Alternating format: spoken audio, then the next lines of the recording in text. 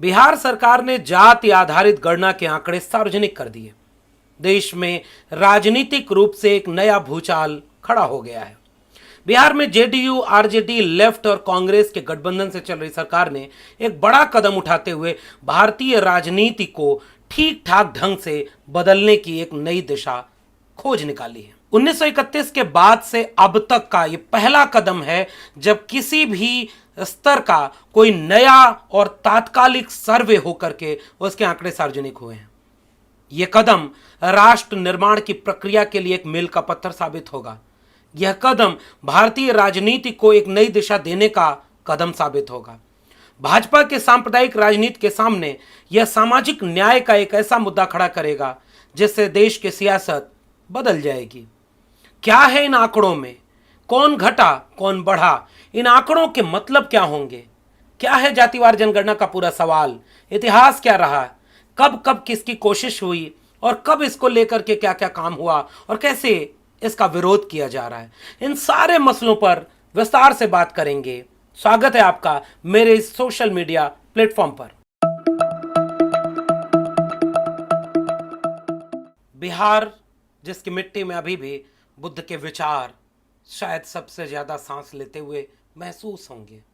बिहार जो संत आंदोलन की एक जमीन रही, बिहार जो समाजवादी आंदोलन की एक जमीन रही, बिहार जो जगदेव बाबू, कर्पूरी ठाकुर, त्रिवेणी संघ से लेकर अर्जक संघ की एक मजबूत जमीन रही, बिहार जिसने समाजवादी आंदोलन के जरिए इस देश में भारतीय राजनीति के व्याकरण को बदलने में ठीक ठाक भूमिका निभाई।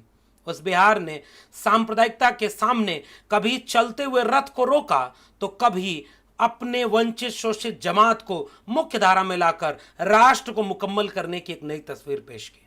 उस बिहार ने कभी आपातकाल के खिलाफ जेपी आंदोलन के साथ एक नया लोकतांत्रिक बिगुल फूका तो वह बिहार आज भी लोकतंत्र की सबसे पुरानी जड़ मगध राज से लेकर के तमाम गणराज्यों का अभी भी अवशेष के रूप में लोकतंत्र को मजबूत करने के लिए सांस लेता हुआ, धड़कता हुआ महसूस होता है।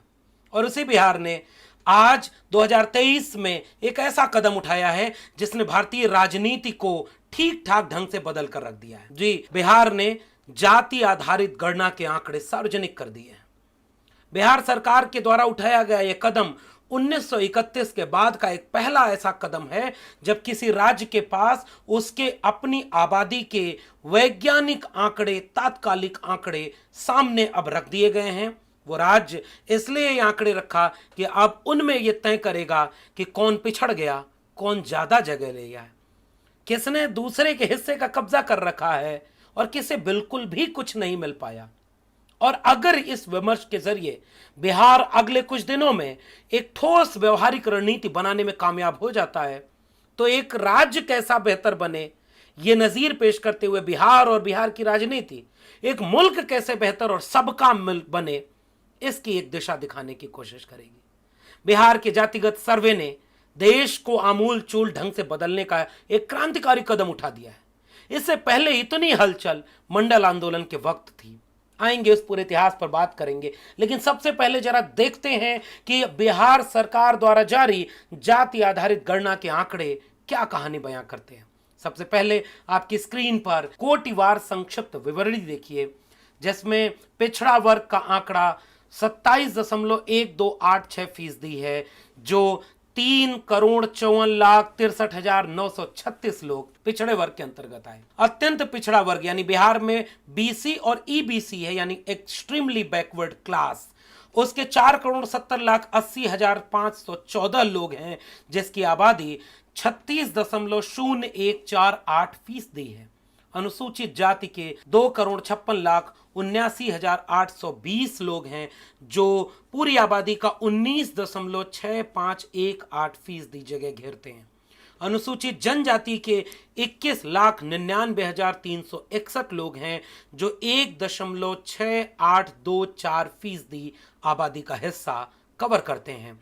अनारक्षित श्रेणी जिसे हम अपर कास्ट कह लें वो 2,02,91,679 है यानी कुल 15.5224%।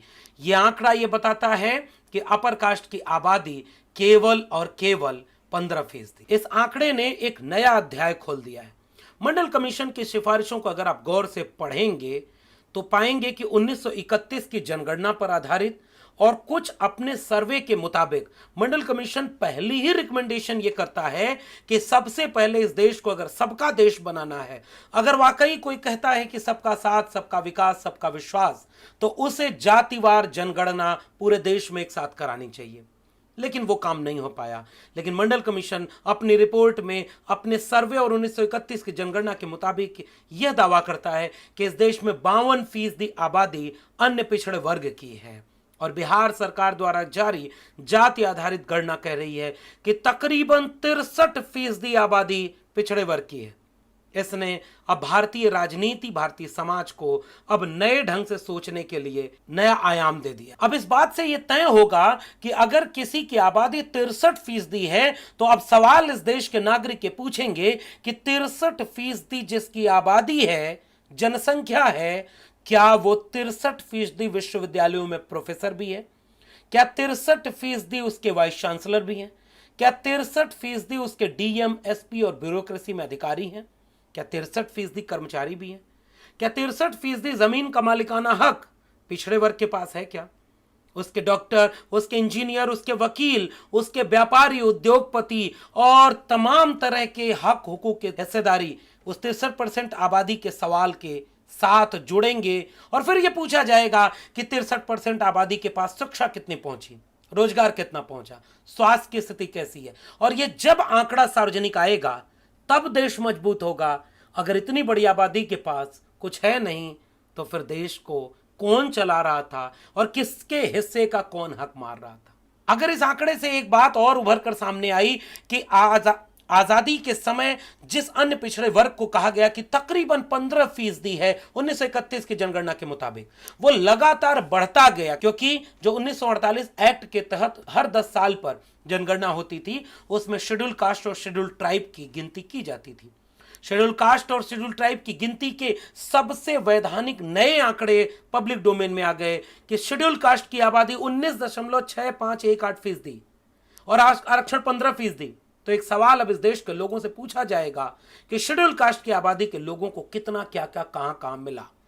अगर शेड्यूल ट्राइब के लोग चूंकि बिहार में कम है, झारखंड बन गया, तो वहां से उस विमर्श को खड़ा करेंगे और पूरे देश में यह सवाल पूछा जाएगा कि ये 85% जो ओबीसी, एससी, एसटी हैं, क्या ये 85% इस देश को चलाने में है? ज्वाइंट सेक्रेटरी, ब्यूरोक्रेसी में डीएम, एसपी, अधिकारी, कर्मचारी, जमीन का मालिकाना हक, शिक्षा, रोजगार, अगर इन 63% से 85% लोगों के बीच अगर वितरण नहीं हुआ तो आजादी का अमृत महोत्सव मनाने वाले मुल्क को अब थोड़ी देर ठहरना पड़ेगा, फिर से विचार करना पड़ेगा कि जिस रास्ते आप चले हैं उस रास्ते में गंभीर दिक्कतें हैं। अगर मुस्लिम अपर कास्ट को निकाल दें, अब मैं आंकड़ा आपकी स्क्रीन पर दिखा रहा हूं, जातिवार आंकड़ा, इसको गौर से देखिए। बिहार ने जातिवार आंकड़ा जो जारी किया उसमें सबसे ज्यादा आबादी यादव कम्युनिटी की है जो 14.26% है। उसके बाद रविदासिया संप्रदाय के लोग हैं जो 5.2% हैं, कोयरी 4.2%, ब्राह्मण 3.65%, राजपूत 3.45%, मुसहर 3.08%, भूमिहार 2.86%, कुर्मी 2.8%, मल्ला 2.60%, बनिया 2.31%, कायस्थ 0.60%। और जैसे ये आंकड़ा पब्लिक डोमेन में आया, इसके बाद और एक आंकड़ा जो आज अखबारों में भी छपा है, बढ़ई 1%, धानुक 1.8, कहार 1.7, कानू 1.6, कुमार 1.3, लोहार 1.3, नाई 1.6, ततवा 1.6, मल्ला 1.5, तेली 2.8, यादव ये 11% और कोयरी 4%, कुर्मी 3%, बनिया 0.6%, ब्राह्मण 4.7%, भूमियार 2.9, राजपूत 4.2, कायस्थ 1.2%। और 1931 की ये गणना अब 2022 में बदल गई और वो गणना अब आपके सामने है। अब इस देश में ये सवाल पूछा जाने लगा गया कि अगर अपर कास्ट के 5% मुसलमानों को निकाल दें तो ब्राह्मण, राजपूत, भूमिहार और कायस्थ, ये 4 जो अपर कास्ट की सब प्रमुख जातियां हैं, जैसे हिंदू के अपर कास्ट कह लें, वो कुल मिला के 10% है। और जब ये आंकड़ा पब्लिक डोमेन में जाने लगा, अपने आप किसी विश्वविद्यालय के स्टाफ रूम में, किसी अधिकारियों के ड्राइंग रूम में, किसी अधिकारियों के अपने चैम्बर में, तो किसी के ड्राइंग रूम में अब ये बहस होने लगी। आबादी 2% और हिस्सा 90%। और जैसे ये आबादी का आंकड़ा लोगों के बीच गया, तो दूसरी तरफ से कहा गया हम भी 5%, हमारा 5 आदमी भी नहीं, हम भी 2.5%, हमारी कितनी हिस्सेदारी, हम ये सवाल पूछते हैं। और इस बिहार की राजनीति ने पूरी तरह से देश की सांप्रदायिक राजनीति को ध्वस्त करने का एक एंटीडोट अब इस देश को पकड़ा दिया है। भारतीय जनता पार्टी जो लगातार कहती है कि धर्म खतरे में है, हिंदू को मुसलमान से डराते हुए वो केवल और केवल मंदिर मस्जिद की राजनीति करती है, बिहार ने अब एक ऐसा कदम उठाया है कि अब हिंदू कहे जाने वाली जातियां अब अपने अन्याय, अत्याचार और हकमारी पर एकजुट होकर के एक सवाल पूछने जा रही हैं। हमारी अगर आबादी इतनी, तो हमारे प्रोफेसर कितने, हमारे डॉक्टर कितने, इंजीनियर कितने। और जैसे ही ये बात आगे बढ़ेगी, शिक्षा, रोजगार, जमीन का मालिकाना हक, जब ये पूरी डिबेट सामने आएगी, तो एक बात दिल पर हाथ रखकर बताइए, क्या देश की मजबूती के लिए ये कदम जरूरी नहीं? क्या देश में जिसकी आबादी 3% है वो 90% जगह घेरे हुए रहे, तो क्या ये सबका देश बन पाएगा? सबका साथ, सबका विकास हो पाएगा? सबका विश्वास जीत पाएगा? इसलिए बिहार ने पूरे देश की राजनीति को बदल कर रख दिया। और जिसके भी दिल में अपने राष्ट्र के प्रति प्रेम है, वो खुश होगा कि जो सबसे कमजोर पड़ा है अब उसको मुख्यधारा में आने का मौका मिलेगा। इसलिए बिहार द्वारा जारी जाति आधारित गणना के आंकड़े इस राष्ट्र को मजबूत करने के आंकड़े हैं। नेशन बिल्डिंग प्रोसेस अब मजबूत होगा। हाशिए पर पड़ा व्यक्ति भी अब ये अपनी जगह तलाशेगा और कहेगा कि मुझे मेरे हिस्से का हक चाहिए, मैं भी आपके बराबर का नागरिक हूं, मैं भी आप, मेरे भी वोट की कीमत आपके वोट की बराबर है, मेरी आबादी भी इतनी है, आपसे कहीं कहीं ज्यादा है, मगर किसी किसी विश्वविद्यालयों में, कई कई दर्जनों विश्वविद्यालयों में मेरे लोग हैं ही नहीं। अब जरा इस बात को समझने की कोशिश करते हैं कि ये जातिवार जनगणना का पूरा इतिहास क्या है, जातियों का इतिहास क्या है।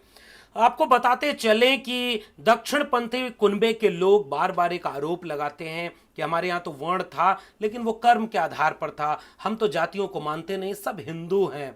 लेकिन इस देश में बुद्ध से लेके कबीर, रैदास, पलटू दादू, भीखा, बुल्ले शाह, बाबा फरीद, बसवन्ना, चोखा मेला, नारायण गुरु, फूले अंबेडकर, पेरियार, डॉक्टर राम मनोहर लोहिया, डॉक्टर भीमराव अंबेडकर और शाहू जी से होते हुए बीपी मंडल और समाजवादी आंदोलन से लेकर अंबेडकरवादी आंदोलनों के एक लंबे 2000-2500 साल के इतिहास ने इस देश को यह बताया कि आपके यहाँ पीने का पानी भी जाति देखकर पीने दिया जाता था, आपके यहाँ गले में मटका डाला गया, आपके यहाँ इतना जातिवाद था कि कबीर को पूछना पड़ा कि तुम कद बाबन हम कद सूद और हम कद लोहू तुम कद दूध, एक बूंद ते सब उत्पन्ना कौन बाभन कौन शूदा। कब रविदास को यह पूछना पड़ा, कहना पड़ा कि जस केलन के पात पात में पात, तस मानुष के जात जात में जात, रविदास मानुष न जुड़े जब तक जात न जात। तुलसीदास जिसे दक्षिणपंथी खेमे के लोग अपना सबसे प्रिय राम भक्त मानते हैं, वह तुलसीदास भी अपनी कवितावली में लिखते हैं कि धूत कहो, अवधूत कहो, रजपूत कहो, जुलाहा कहो। यानी जाति मैं नहीं मानना चाहता। और वही पूरा आंदोलन, चाहे वो नानक का हो, चाहे पलटू दादू, भीखा, बुल्ले शाह का हो, वहां से लेकर फूले, अंबेडकर, पेरियार, लोहिया, भगत सिंह का आंदोलन हो, जिसने गांधी को भी ये बात समझाई कि नहीं भाई, वर्ण व्यवस्था जिसे आप बहुत पसंद करते हैं वो देश में बंटवारा कर रही है। और आखिरी वक्त में गांधी खुद कहते हैं कि मैं अंतरजातीय विवाह जो होगा उसे मैं शामिल होऊंगा। डॉक्टर अंबेडकर बिल्कुल ठीक लड़ाई लड़ रहे हैं और डॉक्टर अंबेडकर, डॉक्टर राम मनोहर लोहिया मिल करके सबका भारत बनाना चाहते हैं। इसलिए एक लंबा इतिहास रहा है जातिगत अन्याय, शोषण, हकमारी के खिलाफ आंदोलन का, जो साबित करता है कि यह देश मूलतः कृषि प्रधान देश और गांव प्रधान देश होने के पहले जाति प्रधान देश रहा है। जाति देखकर संपत्ति, जाति देखकर शिक्षा, जाति देखकर पीने का पानी, जाति देखकर हक अधिकार मिला। इसलिए जाति के विनाश का एक लंबा आंदोलन इस देश में चलता रहा है।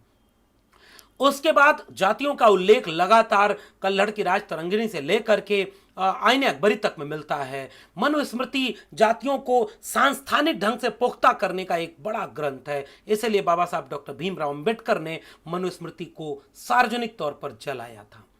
अंग्रेजों के आने के बाद एक काम यह हुआ कि अंग्रेजों ने जब इस देश को समझना चाहा तो उन्होंने तमाम कदम उठाए, जिनमें से एक था जनगणना, जो 1871 में शुरू हुई। उसके बाद 1881 से ही उन्होंने उस जनगणना में जातियों को भी गिनना शुरू किया, ताकि पता तो चले कि कौन कितनी आबादी में इस जनसंख्या के रजिस्टर में अंकों के रूप में दर्ज है।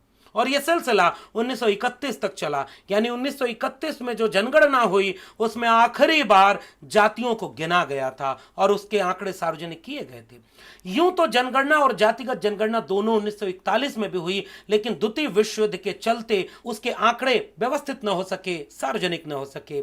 फिर इतिहास यह मिलता है कि 1951 में जब जनगणना हुई, भारत आजाद हो चुका था, भारत का नया संविधान लागू हो चुका था, और उस समय के नीति नियंताओं के दिल में एक ख्याल आया कि हम एक नया भारत जो बनाना चाहते हैं उसमें जातियों को खत्म कर देंगे, जातिवाद खत्म हो जाएगा, इसलिए अब हम जातियों को गिनेंगे नहीं। विडंबना और विरोधाभास इस बात का है कि उन्होंने सांप्रदायिकता को खत्म करने की चिंता कम दिखाई, क्योंकि धर्म वो गिनते चले गए। जिस वक्त भाषा के आधार पर राज्यों में बंटवारे की लड़ाई लड़ी जा रही थी, उस समय उन्होंने भाषा भी गिना मगर जातियों को छोड़ दिया।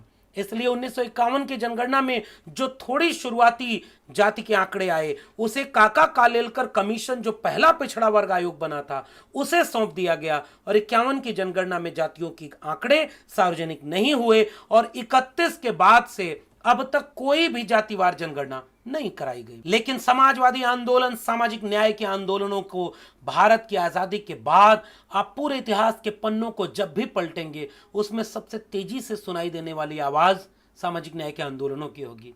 चाहे डॉक्टर राम मनोहर लोहिया कहते हो कि सन सो पाने बांधी गांठ, पिछड़ा पावे 100 में 60, तो डॉक्टर राम मनोहर लोहिया के विचार को आगे बढ़ाते हुए जो त्रिवेणी संघ बिहार में बना था, 100 में 90 की बात करता था। अर्जक संघ उत्तर प्रदेश में था, जो बिहार के जगदेव बाबू के साथ मिलकर एक बड़ा सामाजिक क्रांति का आंदोलन था। वो नारा लगाता है कि 100 में 90 शोषित हैं, शोषितों ने ललकारा है, धन धरती और राजपाट में 90 भाग हमारा है। इसी को आसान भाषा में कह लें तो यह जातिवार जनगणना की बुनियाद है। आज जब बिहार ने अपने आंकड़े सार्वजनिक करके यह बता दिया दुनिया को कि जी, जिन्हें हम 10 कह रहे हैं, वही 10 सबसे ज्यादा सब कुछ संसाधन पर कब्जा किए हुए हैं, जिनकी आबादी 10% और जिनकी आबादी 90%, वो 10% जगह घेरे हैं, और जिनकी आबादी 10% वो 90% जगह घेरे हैं। इसलिए सामाजिक न्याय का आंदोलन बिहार की सबसे महत्वपूर्ण जमीन का आंदोलन था। वहां समाजवादी आंदोलनों में चाहे बीएन मंडल हो, चाहे बीपी मंडल हो, जो बीपी मंडल दूसरे पिछड़ा वर्ग आयोग के अध्यक्ष थे मंडल कमीशन के, और मंडल कमीशन की रिपोर्ट 1980 में आती है जो ये दावा करती है कि 52% आबादी है, इसको 52% आरक्षण देना चाहिए। लेकिन चूंकि अभी 1993 में जो इंदिरा साहनी जजमेंट के बाद अपर लिमिट 50% कर दी गई, तो ये तय हुआ कि 1950 में जो 15% शेड्यूल कास्ट को 7.5% शेड्यूल ट्राइब को आरक्षण दिया गया, उसके बाद केवल 27% ओबीसी को रिजर्वेशन दिया गया। इसलिए जब अपर लिमिट क्रॉस होगी तो ये देखा जाएगा और कहा जाएगा कि अब उनको उनके हिस्से के बराबर हक मिलना चाहिए। यानी 52% आबादी को 52% आरक्षण देने का बात मंडल कमीशन खुद करता है, लेकिन कहता है कि अपर लिमिट आ गई इसलिए हम नहीं दे पा रहे। आज 2023 में अब एक मांग और तेजी से उठ रही है। संवैधानिक आरक्षण प्रक्रिया जो सामाजिक न्याय की थी, उसको धता बताते हुए वर्तमान सरकार ने 10% ईडब्ल्यूएस यानी सवर्ण आरक्षण देकर के आरक्षण की सीमा को 50% से बढ़ाकर 60% कर दिया। अब अपर लिमिट खत्म हो गई है। शायद बिहार से एक मांग ये भी उठेगी कि जिसकी जितनी संख्या भारी, उसके उतने हिस्सेदारी, और उस हिस्सेदारी के सवाल के साथ अब ये बात तो पूरे देश में फैलेगी कि अगर हम आबादी में हैं तो हम केवल संख्या नहीं है जो रजिस्टर पर दर्ज कर लिए जाए, हम इंसान हैं और इंसान को अपना हक चाहिए। इसलिए मंडल कमीशन के दौरान जो अधूरा रह गया था राष्ट्र निर्माण की प्रक्रिया, वो अब बिहार के इस कदम के बाद आगे बढ़ेगी।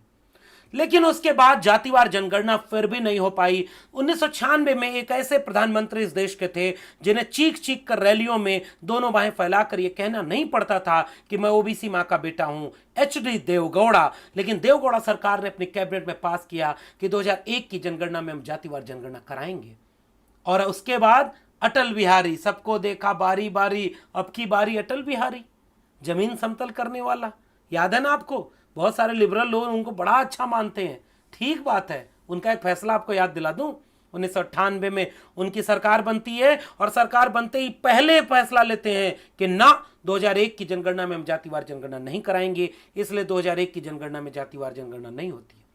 2010 तक आते आते जो मंडल और कांशी राम की लड़ाई थी, जो सामाजिक न्याय की अम्बेडकरवाद की लड़ाई थी, वो मजबूत होती है और 2010 में भारत की संसद में एक मत होकर के सब कहते हैं कि 2011 की जनगणना में जातिवार जनगणना होगी, ताकि इस देश को पता चले कौन कितनी तादाद में है। और उसके बाद कांग्रेस की थोड़ी धूर्तता की वजह से जो 1948 के जनगणना एक्ट के तहत जाति जनगणना का कॉलम जनगणना के कॉलम में ही होना था, उसको बदल दिया गया। सामाजिक जातिगत और आर्थिक सर्वे करके एक दूसरा अलग से एक काम किया गया, जिसके ऊपर तकरीबन 5,000 करोड़ रुपए से ज्यादा खर्च कर दिए गए। वहां एक धोखा हो गया था।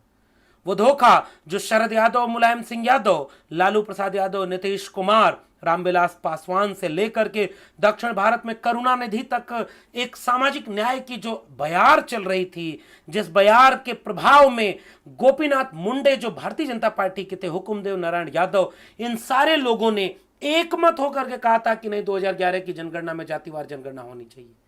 उस मांग पर एक डेंट लग गया और जनगणना हुई, लेकिन जातिगत सर्वे अलग से हुआ। कांग्रेस अब अपनी गलती को मानती है। जैसे महिला आरक्षण पर ओबीसी का कोटा विद इन कोटा न देने की गलती राहुल गांधी ने स्वीकार कर लिया, वैसे ही कांग्रेस अब कह रही है कि जाति जनगणना इस देश का सबसे बड़ा मुद्दा है।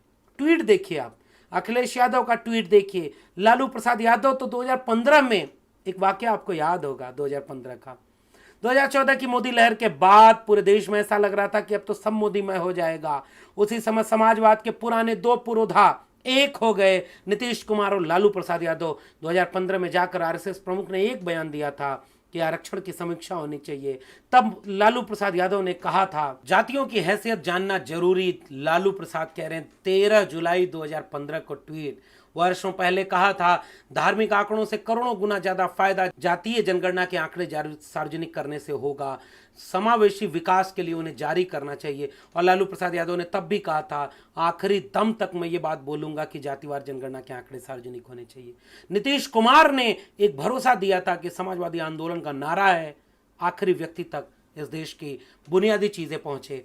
इसका परिणाम है कि 2023 में बिहार ने जातिवार जनगणना के आंकड़े सार्वजनिक कर दिए। तो जो लड़ाई 2010 में लड़ी जा रही थी, जिसके लिए लोग लड़ाई लड़ रहे थे और बदनाम हो रहे थे दिल्ली के कुलीन एलीट अंग्रेजी दां मीडिया घरानों और बुद्धिजीवियों के बीच में, कि जो सबकी हिस्सेदारी की बात करे उसे ही सबसे ज्यादा गाली मिल रही थी कि देखो ये जातिवादी लोग जाति गिनने की बात करते हैं। क्योंकि अब जाति गिनने पर यह पता चल गया कि देश भर के विश्वविद्यालयों में 97% वो लोग का कब्जा है जिनकी आबादी 3% है, और इसका जवाब आपको देते कभी नहीं बनेगा। ये सारे वे लोग हैं जो अपने जातिगत वर्चस्व को कायम रखना चाहते हैं। इसलिए जो सामाजिक न्याय की बात करने वाले लोग हैं उन्हें अपमानित करने और उनके उसूल और सिद्धांत को ही किनारे कर दें ताकि वो अपने हक की बात बोल ना पाए। इसलिए बदनाम किए गए लालू प्रसाद यादव, बदनाम किए गए मुलायम सिंह यादव, बदनाम किए गए नीतीश कुमार, बदनाम किए गए रामविलास पासवान, बदनाम किए गए हुकुमदेव नारायण यादव, किनारे लग गए गोपीनाथ मुंडे मरहूम, वो भी आज पीछे रह गए। और आज एक ओबीसी प्रधानमंत्री इस देश में बैठा है जो जातिवार जनगणना न करानी पड़े इसके लिए जो जनगणना 2021 में होनी थी अब तक नहीं हो पाई। एक ओबीसी प्रधानमंत्री बड़ी बड़ी होर्डिंग लगाकर चुनाव में पहला प्रधानमंत्री इस देश का है जो अपनी जाति बताकर वोट लेता है, वही जाति जनगणना का विरोध कर रहा है। इस देश में पहली सरकार ऐसी है जिसने कैबिनेट मंत्रियों की जाति बताते हुए प्रेस कॉन्फ्रेंस की और देश भर में बड़ी बड़ी होर्डिंग लगाई कि हमने 12 दलित और 27 कैबिनेट मंत्री ओबीसी बना दिए। वो आज ये कह रहे हैं कि जातिवार जनगणना कराने वाले लोग देश में जातिवाद बढ़ा रहे हैं। जो राष्ट्रपति बनाने के बाद उसकी जाति बताने के लिए प्रेस कॉन्फ्रेंस करते हैं वो जातिवार जनगणना का विरोध कर रहे हैं। लेकिन अब इस देश की राजनीति बदल चुकी है। बिहार ने एक ऐसा कदम उठाया है जिसने इस देश में सामाजिक न्याय के लिए लड़ने वाले हजारों लाखों लोग, जनहित अभियान के राज नारायण जी को मैं जानता हूं जिनको मैं 2010 से देख रहा हूं। दिलीप मंडल ने किताब पब्लिश की जातिवार जनगणना, शरद यादव के भाषण हो, मुलायम सिंह यादव का तेवर हो, लालू प्रसाद की अपनी वैचारिक जिद हो, नीतीश कुमार का संकल्प हो, गोपीनाथ मुंडे की मंशा हो, करुणानिधि का प्रयास हो, इन सब ने मिलकर, माननीय कांशीराम के आंदोलन और रैलियां हो, इन सब ने मिलकर, रामविलास पासवान, विश्वनाथ प्रताप सिंह और अर्जुन सिंह का पूरा आंदोलन हो, और जगसंघ और त्रिवेणी संघ का आंदोलन हो, समाजवाद और अंबेडकरवाद की पूरी ऐतिहासिक विरासत हो, आज उन सब को बधाई देने का दिन है। आज इन सब ने मिलकर सांप्रदायिकता की आग में झोंकने वाले लोगों के सामने एक नई राजनीति पैदा कर दी, जो हिस्सेदारी, अधिकार, न्याय और समता की बात करता है। नारा अगर आपने लगाया सबका साथ, सबका विकास, तो अब इस देश की जनता आपसे सवाल करेगी, किसका साथ, किसका विकास, किसका विश्वास? पहले बताओ तो सही, कौन किसके हिस्से का हक मारे हुए है? किसको कुछ भी नहीं मिला? किसने जरूरत से ज्यादा कब्जा रखे हुए? और लोग ये सरकारों से सवाल पूछ रहे हैं कि भाई आप बिहार में 30 साल थे, बिहार में, उत्तर प्रदेश में सपा बसपा थी, तो एक बात बताएं, आरजेडी हो या जेडीयू हो, समाजवादी पार्टी हो या बहुजन समाज पार्टी हो, कभी आप यूपी बिहार घूम कर देखिए, इस देश में सामाजिक न्याय के लिहाज से उत्तर प्रदेश और बिहार में जो भी सामाजिक परिवर्तन हुआ वो इन पार्टियों के सत्ता में रहने की वजह से हुआ। जितना इनके हाथ में था इन्होंने सामाजिक न्याय किया। हां, इनसे कुछ चूक हुई रही होगी, उस चूक को ठीक करने के लिए अब ये एक लाइन पर खड़े हो गए। तो आज तो आप ये नहीं पूछ सकते ना, विश्वविद्यालय में प्रोफेसर बनने वाले इंटरव्यू में जाति देखकर क्यों नंबर कम दिए, क्यों बिना आरक्षण के ओबीसी लोग गए ही नहीं, क्योंकि सारे सवर्ण भरे जा रहे थे, वो तो खुली जगह थी ना भाई। तो बिना ओबीसी आरक्षण के वहां प्रोफेसर नहीं। अरे भाई, इस देश में 2023 में आकर के पूरे देश के केंद्रीय विश्वविद्यालयों में केवल 4% ओबीसी हैं, जबकि 2006 में ओबीसी रिजर्वेशन आ गया, 2009 में पूरी तरह से लागू हो गया। जब रिजर्वेशन लागू हो गया तब तो ये 4% है, रिजर्वेशन नहीं होता तो तुम इन्हें 4 आदमी भी अपवाद में आने दिए? कौन रोक रहा था? वही जो सदियों से अवैध कब्जा किए हुए था। इसलिए जातिवार जनगणना की मांग इस देश में सामाजिक न्याय की मांग है, संविधान की मांग है। जो भी देश से मोहब्बत करेगा वो जातिवार जनगणना का समर्थन करेगा। थोड़ी देर इंतजार करिए, बिहार सरकार अब जातियों के आंकड़ों के बाद इन जातियों के आर्थिक आंकड़े भी सार्वजनिक करने वाली है, और जैसे ही वो आर्थिक आंकड़े आ जाएंगे, सामाजिक और आर्थिक सवाल मिल करके इस देश की राजनीति को बदलेंगे। सांप्रदायिकता की, नफरत की राजनीति का दुकान अब बंद हो, सामाजिक न्याय की, समता, न्याय, बंधुता की दुकान खुल जाए, जहां सब बराबरी से बैठे। जातिवार जनगणना किसी जाति के खिलाफ नहीं है, लेकिन किसी जाति के शोषण के खिलाफ जरूर है, किसी के वर्चस्व के खिलाफ जरूर है। लेकिन वो केवल एक मांग करती है, जिसको वो जगह चाहिए उसको वो जगह मिले। और राष्ट्र होने के लिए भारत के संविधान की मूल कल्पना भी और मनुष्य होने का तकाजा भी यही कहता है, जिसकी जितनी संख्या भारी उसकी उतनी हिस्सेदारी। अब वोट हमारा, राज तुम्हारा, नहीं चलेगा, नहीं चलेगा। बधाई दीजिए बिहार सरकार को, बधाई दीजिए लालू प्रसाद यादव और नीतीश कुमार को, बधाई दीजिए सामाजिक आंदोलनों के तमाम कार्यकर्ताओं को, बधाई दीजिए समाजवादी और अंबेडकरवादी आंदोलन के ताकतों को, जो देश बचाने के लिए, मोहब्बत और प्यार के लिए, न्याय और समता के लिए अब इस देश के व्याकरण को बदल रहे हैं। सियासत बदलेगी, सब बराबर हों, सबको सबके हिस्से का हक मिल जाए, कोई बड़ा छोटा ना हो, कोई अमीर गरीब ऐसे ना हो जो कोई ज़्यादा हक छीन ले किसी का। ये राष्ट्र के लिए बड़ा दिन है। आपको बधाई। फिर इसका विश्लेषण करेंगे, तफसील से करेंगे। आप चैनल पर जुड़े रहिएगा। तब तक के लिए बहुत बहुत धन्यवाद।